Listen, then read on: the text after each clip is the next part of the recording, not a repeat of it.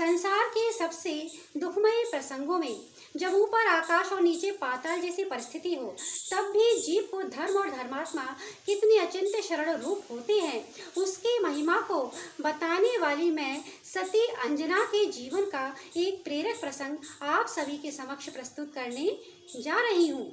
यह बात उस समय की है जब भगवान श्री सुब्रत नाथ का धर्म तीर्थ चल रहा था। भरत क्षेत्र की दक्षिण दिशा में विद्याधर राजा महेंद्र राज्य करते थे। उनकी जीवन संगिनी का नाम हृदय बेगा था। उनके अरिंदम आदि 100 पुत्र और अंजना सुंदरी नामक एक महागुणवान पुत्री थी। उचित समय देखकर राजा महेंद्र ने अपनी पुत्री अंजना सुंदरी का विवाह संबंध राजा प्रहलाद के पुत्र पवनजय से निश्चित कर दिया, परंतु किसी कारणवश पवनजय का रुख अंजना के प्रति उदासीन रहा। इसलिए शादी के 22 वर्षों तक उन्होंने अंजना को अपनी पत्नी के रूप में स्वीकार नहीं किया। परंतु एक दिवस जब युद्ध के दौरान उन्हें अपनी गलती का एहसास हुआ, तब एक रात्रि वह चोरी छुपे अंजना से मिलने के लिए आए और उसे अपनी पत्नी के रूप में स्वीकार कर उससे माफी मांगी और वापस लौटने का आश्वासन देकर फिर से युद्ध के लिए चले गए। जब अंजना गर्भवती हो गई, तब उसकी सास केतुमती ने उसे कलंकनी समझकर क्रूरतापूर्वक राज्य से निकाल दिया। उसे अपने पिता के घर में भी शरण नहीं मिली, तब किसी ने भी उसे शरण नहीं दी। तब पूरे संसार से उदास हुई अंजना अपनी सखी वसंत माला के साथ वन को जाते हुए कहती है कि चलो सखी, उस ओर चले जहाँ पर मुनियों का वास हो। इस संसार में कोई भी अपना नहीं है। श्री देव, गुरु और धर्म ही हमारे सच्चे माता पिता हैं और हमें उन्हीं की शरण मिलेगी। बाघ से भयभीत हिरणी के समान भयभीत अंजना अपनी सखी के साथ वन की ओर जा रही है। चलते चलते जब थक जाती है तो बैठ जाती है। उदास अंजना वन में अत्यंत विलाप करती है। उसे देखकर उसकी सखी वसंत माला भी रोने लगती है। उन दोनों का विलाप इतना करुणकारी था कि उस निर्जन वन में उन दोनों के विलाप को देखकर आसपास रहने वाली हिरनियां भी उदास हो जाती हैं। अंजना का दुख देखकर उसकी सखी वसंतमाला विचार करती है कि हाय, किस पाप के उदय के कारण आज इस राजपुत्री को निर्दोष और गर्भवती होने के बावजूद भी इतना महान कष्ट झेलना पड़ रहा है। इस संसार में कौन रक्षा करे? अरे रे, पति के वियोग से ज्यादा आज उसे पति के संयोग के कारण दुख प्राप्त हो रहा है, क्योंकि उसका प्रबल पापोदय चल रहा है। बहुत देर तक रुदन चलता रहा।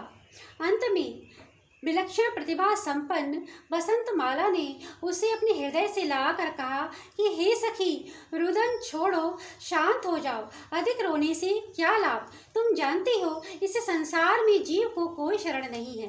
सच्चे देव, निर्ग्रंथ वीतरागी गुरु और उनके द्वारा कहा गया धर्म ही सच्चे माता पिता और बांधव हैं। तुम्हारा आत्मा ही तुम्हें शरणभूत है, वही तुम्हारा सच्चा रक्षक है। जीव सोचता कुछ और है, होता कुछ और है। संयोग योग इसके अधीन नहीं है। यह तो सब कर्मों की विचित्रता है। इसीलिए हे सखी, तू व्यर्थ दुखी न हो। ऐसा कहकर वसंतमाला ने अंजना के आंसू पहुँचे और आगे कहने लगी कि चलो सखी, इस वन में जहाँ पर हिंसक प्राणियों का भय न हो, ऐसा स्थान देखकर उसे साफ करके किसी गुफा में रहते हैं। सखी के साथ अंजना जैसे तैसे चलती है, परंतु भयानक वन में वह भय से डर रही है। तब वसंतमाला उसका हाथ पकड़कर कहती है कि हे बहन, तो डर मत, मेरे साथ चल। तब अंजना उसका हाथ मजबूती से पकड़कर चलने लगती है। थोड़ी ही दूर पर उन्हें गुफा दिखाई देती है। तब वसंतमाला कहती है कि चलो उस गुफा में चलते हैं। तब अंजना कहती है कि नहीं सखी, अब मुझसे और नहीं चला जाता, मैं तो बहुत थक गई हूँ। वसंतमाला ने अत्यंत प्रेम भरे शब्दों से अंजना को धैर्य बंधाया और धीरे धीरे चलते हुए उसे गुफा के द्वार तक ले आई। जब उन दोनों ने गुफा के अंदर झांक कर देखा, तब वहां पर एक वीतरागी मुनि ध्यानस्थ विराजमान थी। उनकी वीतरागी मुद्रा को देखते ही उन दोनों सखियों का खुशी का पार न रहा। वे वीतरागी मुद्रा को देखते ही अपने सर्व दुखों को भूल गईं। उन दोनों सखियों ने भक्ति पूर्वक मुनिराज की 3 प्रदक्षिणाएं दी और वे हाथ जोड़कर मुनिराज के समीप ही खड़ी हो गई। इस निर्जल वन में मुनिराज जैसे परम बांधव के मिलते ही उन दोनों सखियों के आंसू निकलने लगे और उनकी नजरें मुनिराज के चरणों पर ही रुक गईं। तब वे गदगद भाव से भक्ति पूर्वक मुनिराज की स्तुति करने लगी। हे मुनिवर, आप तो जगत के जीवों के परम हितैषी हो। आपका विहार जीवों के कल्याण कारक होता है। आप महा क्षमावंत हो, परम शांति के धारक हो। आपके दर्शन से हमारा जीवन सफल हुआ। इस प्रकार स्तुति करते हुए उन दोनों सखियों का सारा भय और दुख दूर हो गया। जब मुनिराज का ध्यान टूटा तब उन्होंने अपने ज्ञान के द्वारा जानकर अंजना और उसकी सखी को यह बताया कि किस प्रकार पूर्व भव में अंजना के द्वारा जिनेंद्र प्रतिमा का अनादर किए जाने के कारण इस भव में अंजना के ऊपर यह कलंक लगा है। उन्होंने वात्सल्य पूर्वक अंजना से कहा कि हे पुत्री, इस समय तू जिनेंद्र देव की आराधना कर। इस पृथ्वी पर जितना भी सुख है वह उन्हीं के प्रताप से तुझे प्राप्त होगा। अपने चित्त में से खेद दूर कर और प्रमाद रहित होकर धर्म में अपना मन लगा। वे दोनों सखियां पुनः मुनिराज की स्तुति करते हुए कहने लगी कि अहो, इस घनघोर वन में हमें धर्म पिता मिले। आपके दर्शन से हमारा जीवन सफल हुआ।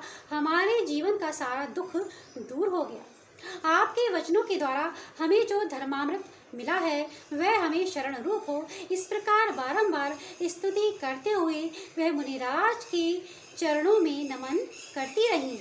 निष्प्रह मुनिराज उन दोनों सखियों को धर्म का उपदेश देकर आकाश मार्ग से विहार कर गए, परंतु मुनिराज के चरणों के द्वारा पवित्र हुई उस गुफा को तीर्थ समान समझकर वे दोनों सखियां उसमें धर्म में सावधान होकर रहने लगी। वे कभी जिन भक्ति करती और कभी मुनिराज को याद करके वैराग्य से शुद्धात्म की भावना को भाती। इस प्रकार धर्म की साधना करते करते उन दोनों सखियों का काफी समय व्यतीत हो गया और उचित समय आने पर चैत सुदी पूर्णिमा के दिन अंजना ने एक मोक्षगामी पुत्र रत्न को जन्म दिया, जो आगे चलकर हनुमान के नाम से विख्यात हुए।